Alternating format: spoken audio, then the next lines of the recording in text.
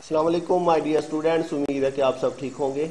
आज बच्चों हमारा लेक्चर नंबर 4 है MCOM 1 फाइनेंशियल मैनेजमेंट।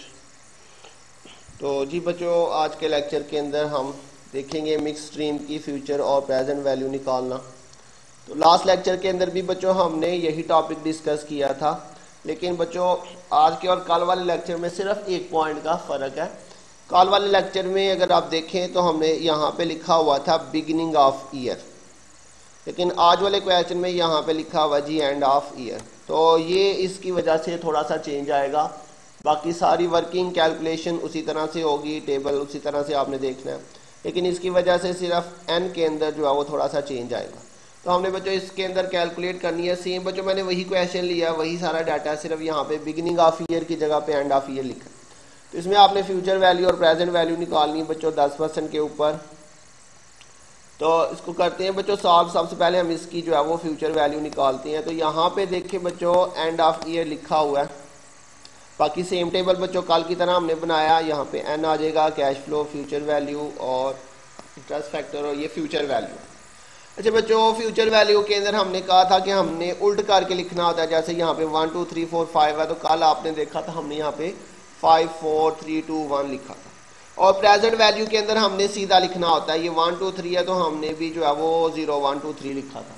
एक तो ये बात आपने अच्छे तरीके से याद रखनी है कि फ्यूचर वैल्यू के अंदर हमने, चाहे वो यहाँ पे एंड ऑफ ईयर है चाहे वो बिगिनिंग ऑफ ईयर है, फ्यूचर वैल्यू जब भी निकालनी है तो एन हमने जो है वो यहाँ से उल्ट करके लिखना होता है, और प्रेजेंट वैल्यू निकालनी है तो वो आपने जो है वो सीधा लिखना होता है। एक तो ये बात हो गई कन्फर्म, चाहे एंड ऑफ ईयर हो चाहे बिगिनिंग ऑफ ईयर हो।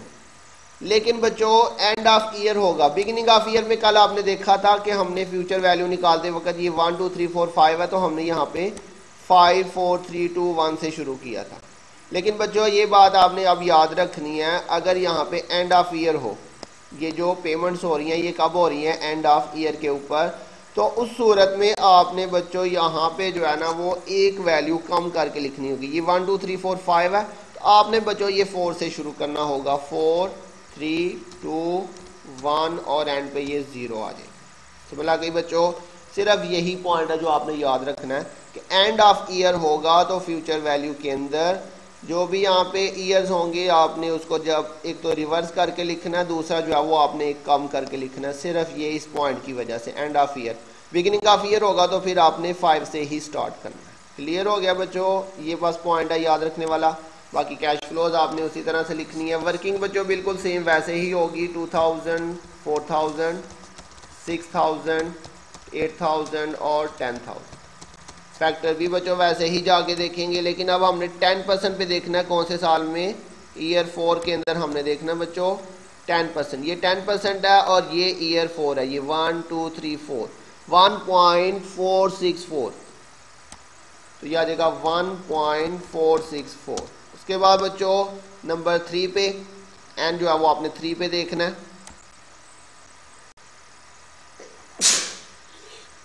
तो बच्चों 10% के ऊपर ईयर 3 के अंदर ये आ रहा है आपके पास 1.331 1.331। उसके बाद बच्चों 10% पे ईयर 2 में, तो ये बच्चों ईयर 2 है 1.210 1.210। उसके बाद बच्चों ईयर 1 है, तो ये 10% पे ईयर 1 में आ रहा है 1.100 1.100। और बच्चों कल मैंने आपको बताया था कि जब टाइम पीरियड 0 हो, चाहे वो फ्यूचर वैल्यू हो चाहे वो प्रेजेंट वैल्यू हो, जब भी एन बच्चों हमारा 0 होगा तो फैक्टर मैंने आपको बताया था हमेशा के आएगा 1। तो ये 1 आएगा, आप इसके साथ लिख सकती हैं 1.000। समझ लगी बच्चों? अब इनको आपस में मल्टीप्लाई करते हैं।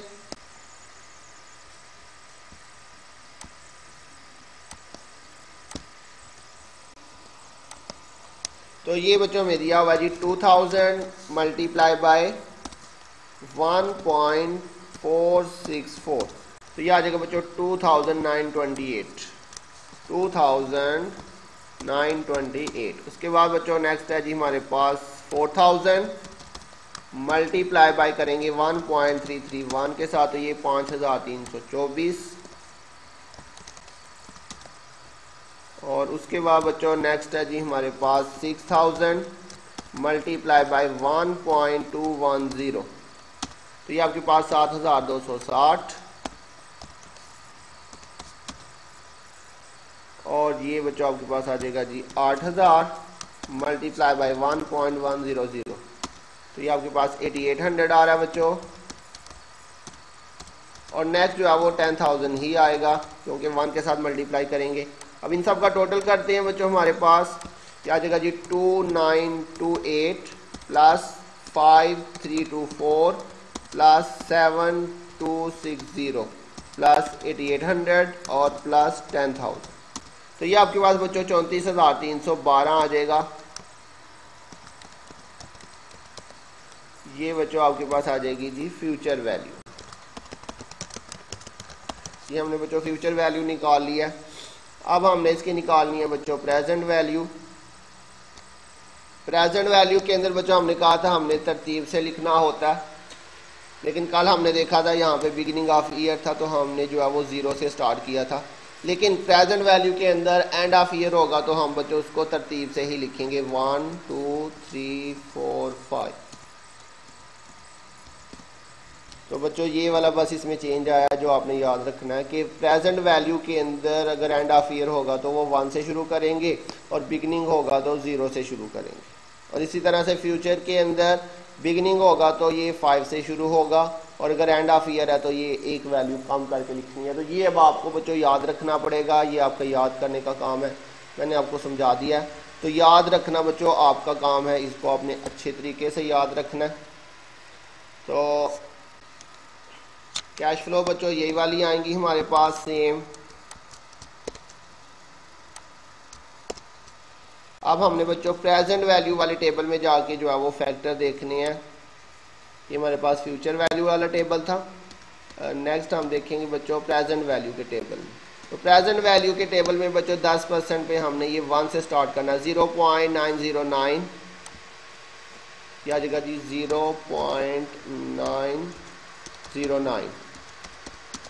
उसके बाद बच्चों ईयर 2 में हमारे पास आ जाएगा 0.826।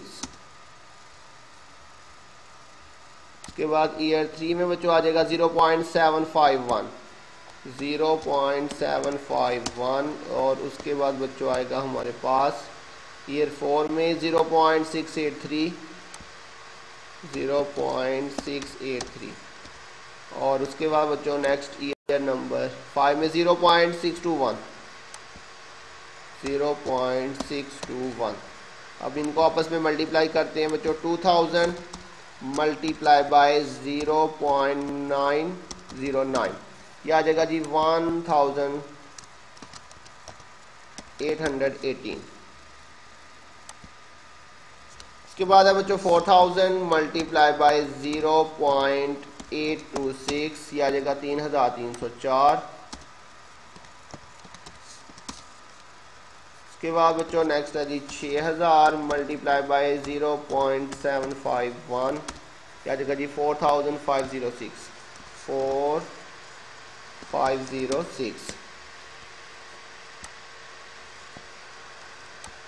उसके बाद बच्चों 8000 है जी हमारे पास। नेक्स्ट 8000 मल्टीप्लाई बाय 0.683 क्या है जी 5464।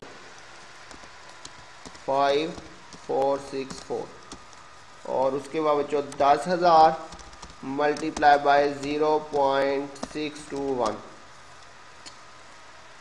10,000 मल्टीप्लाई बाय 0.621 यह आ जाएगा 6210।